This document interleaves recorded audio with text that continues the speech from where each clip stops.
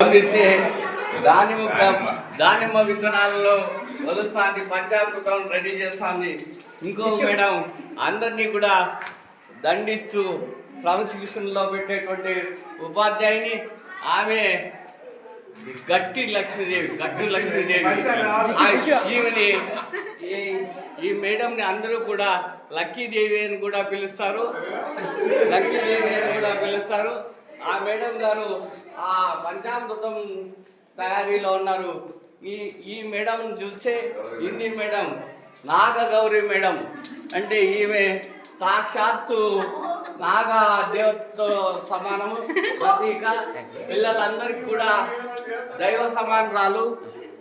క్రమశిక్షణకు మార్పేరుగా పిల్లల్ని తీర్చిదిద్దే రీతిలో మేడం చూస్తూ ఉంటారు. ఇంకా త్వరలో పూజా కార్యక్రమం మొదలవుతుంది. ఆ కార్యక్రమం మొదలైనప్పుడు మరొకసారి